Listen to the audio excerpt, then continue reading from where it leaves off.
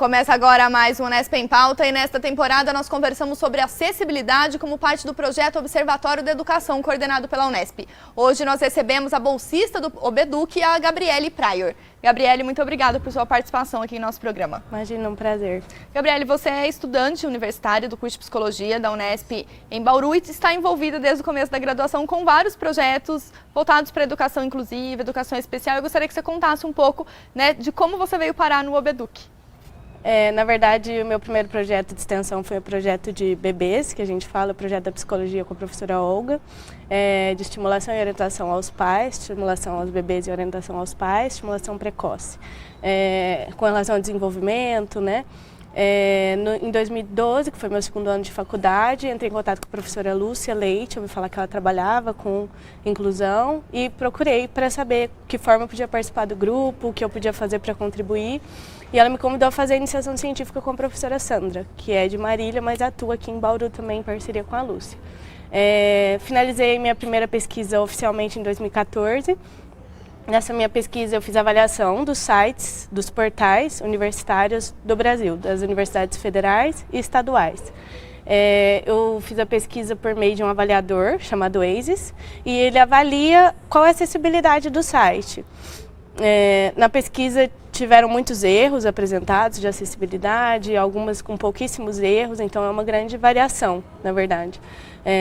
Minha pesquisa finalizada em 2014 vai virar capítulo de livro e agora atualmente estou fazendo uma outra pesquisa também na área de acessibilidade, mas eu avalio a acessibilidade do site do Obeduc com as pessoas com deficiência. Então realizei 3 entrevistas, uma pessoa cega, uma pessoa surda e uma pessoa com deficiência motora, em que, junto com elas, eu avaliei o site do Obeduc. A proposta é que, a partir dessas entrevistas, a gente possa fazer um site mais acessível, um modelo de site acessível na medida do possível. Pensando na acessibilidade do ensino superior, que a primeira questão é a questão do ingresso. Então, é uma grande barreira, pensando no resultado da sua primeira pesquisa, os sites não serem acessíveis para que os alunos, antes do ingresso na universidade, possam saber fazer as escolhas, conhecer os cursos. Exatamente. Hoje em dia a internet é o maior meio de comunicação que a gente tem acesso. E lá você acessa informações sobre qualquer tipo de conteúdo. Então, pensando no meio universitário, o primeiro acesso que você tem é com relação às descobertas, do que se trata, onde é. Então, se você não tem acesso a essa informação que é disponibilizada na internet, é muito mais difícil de você acessar essas informações por outros caminhos, né? Então, esse é um ponto principal e primordial. Você comentou a questão que tem vários erros nesse site. Você conseguiria enumerar para a gente alguns deles para a gente ilustrar? Olha, os resultados da minha pesquisa, elas foram baseadas nos erros de prioridade 1.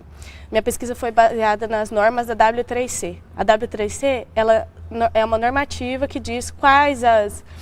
Na verdade, é uma cartilha e ela nos informa quais as normas necessárias para a gente acessar um link, um site de forma adequada. Então, ela nos orienta o que é acessível ou não, em que medida isso é ou não. Ela tem 3 prioridades. A minha pesquisa trabalhou com a prioridade 1. Quando aparecem erros na prioridade 1, é o erro mais grave, é onde a pessoa com deficiência não tem acesso a determinada informação e isso compromete de forma crucial. Eu avaliei a partir dos erros de prioridade 1. Tivemos universidades, ao todo foram 96 universidades, se eu não me engano. Tivemos universidades com 1 erro e tivemos universidades com 4.000 erros em prioridade 1. Então, a discrepância foi bem grande. O que contempla esses erros de prioridade 1? Na verdade, são erros, por exemplo, de leitura de imagem, erros de audiodescrição, são erros mais explícitos, os mais óbvios, assim. E o que a gente poderia fazer para, de repente, modificar um pouco esse cenário para garantir essa acessibilidade aos sites que é o objeto de estudo com o qual você trabalha? É um trabalho em conjunto, acredito eu. A partir dessa minha pesquisa, a gente chegou a essa conclusão. Tem muita coisa que vai além do nosso trabalho em psicologia ou pedagogia ou pensamentos em relação à educação inclusiva, é em relação à técnica, é em relação a um site acessível que eu não domino. Então, a minha pesquisa vai até certo ponto, mas acredito que seja um trabalho em conjunto entre aqueles que são deficientes, que é o público-alvo desse acesso, porque não podemos falar nada sobre a deficiência sem a pessoa com deficiência, pois ela vai nos dizer o que de fato contempla, o que ela necessita ou não. Então é um trabalho em conjunto, aqueles que fazem um site, aqueles que têm domínio técnico para produzir um site adequadamente, aqueles que conhecem as normas necessárias e aqueles que são o público-alvo desse acesso. Na avaliação que você está em andamento do site do Obeduc, o que você já tem identificado, uma vez que o projeto tem essa grande preocupação de proporcionar acessibilidade? Foi muito interessante, eu estou atualmente na fase de transcrição das entrevistas, mas foi muito interessante, algumas dicas foram com relação a um exemplo de tutorial, em que a pessoa cega, ela acessa a página, mas ela ainda não tem certeza como ela pode se locomover na página, né? Quais as opções de acesso, onde ele pode abrir. O mapa do site que a gente está acostumado nesse sentido. A gente visualmente tem ali, eu tenho aquele monte de informações. Quero acessar essa e essa. Visualmente eu sei disso. Mas uma pessoa que é cega não tem como, né, ter essa visão geral do site. Ela depende do áudio. E aí, nesse sentido, o site vai melhorar numa questão de estrutura, porque o cego usa a tecla Tab para se locomover no site, certo? Então, ele vai um por um. Então, é necessário que a estrutura seja bem disposta para que ele possa acessar cada um daqueles conteúdos e ter uma visão adequada do que o site tem disponível, né? Então, uma dica interessante da pessoa que eu entrevistei foi um tutorial, em que não necessariamente em vídeo ou em áudio, porque às vezes a gente tem o problema da internet não carregar determinado arquivo, né? Então, essa pessoa me sugeriu um tutorial em escritura mesmo, talvez um documento Word anexado, algo escrito, simples, com os comandos necessários e mais adequados que ele pudesse utilizar para acessar o site. Esse é um exemplo, mas também entrevistei uma professora surda e ela me indicou que seria interessante intérpretes de Libras, que é a língua do surdo, né? Ela chegou a dar essa opinião, a dar essa sugestão, dentre muitas outras, mas muito interessante. É uma experiência muito boa que eu espero contribuir ao máximo para a produção do site. E aí, pensando nessa contribuição do próprio site do Obeduc, para o projeto como um todo, o impacto disso na formação dos alunos bolsistas como você, que participam desse grande projeto de discutir a acessibilidade. Para quem tem interesse na área é fundamental, né? A gente que quer trabalhar com isso precisa conhecer tudo que envolve a realidade da pessoa com deficiência, tudo que envolve a necessidade da pessoa com deficiência. E assim, segundo a minha pesquisa, que trabalha com informação, com conteúdo na internet, por mais que não seja a minha área de comunicação, eu faço psicologia, né? Mas para mim é fundamental você ter uma visão do sujeito, né? Do que corresponde, o que forma um sujeito, o que faz dele parte da sociedade, né? Então acho que é fundamental para aqueles que querem trabalhar com esse público, mas também é fundamental para qualquer um que tenha acesso a esse tipo de pesquisa. Forma consciência, forma conteúdo, né? Acho que é importante a gente ter noção.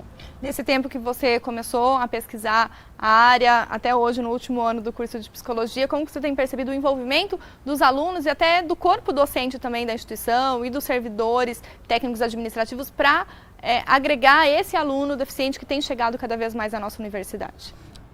O trabalho tem sido construído, né? Ainda não atingimos o ideal, aos poucos temos conquistado mais espaços, tem havido melhorias, segundo outras entrevistas que eu pude conhecer de outros trabalhos, porque eu não lido diretamente com o aluno de graduação na minha pesquisa, mas pelo que eu convivo no grupo, pelas coisas que eu conto, ainda existem muitas barreiras, ainda é muito difícil, vai muito dessa pessoa correr atrás do que ela quer, em busca das melhorias, do que ela julga acessível ou não, do que ela precisa.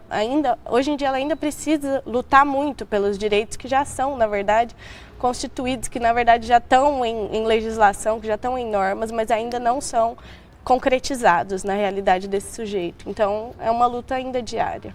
E aí, pensando que a gente tem uma luta aí, quanto mais pessoas aderirem à causa, melhor. Qual conselho, então, você daria para o aluno que está ingressando não apenas no curso de pedagogia, de psicologia, mas de todos os outros cursos que podem trabalhar de modo integrado, pensando na questão da acessibilidade? Que sugestão eu daria? Eu acho importante porque com eles a gente constrói muito mais, né? É muito difícil falar sobre uma realidade que não é a minha. Então, acho que a participação dessa pessoa na universidade é fundamental, tanto para a construção da sociedade como para a construção de qualquer sujeito, né? O convívio com a diversidade é fundamental, ela está posta. Enquanto ela está escondida em casa, como que a gente pode melhorar, como que a gente pode aprender? Gabriela, eu gostaria de agradecer a sua participação e parabenizar pelo trabalho desenvolvido e pelos trabalhos futuros que virão, com certeza. Muito obrigada. Muito obrigada. Obrigada. O Unesp em Pauta fica por aqui. Acompanhe o debate sobre acessibilidade também em nosso site. Obrigada pela companhia e até a próxima.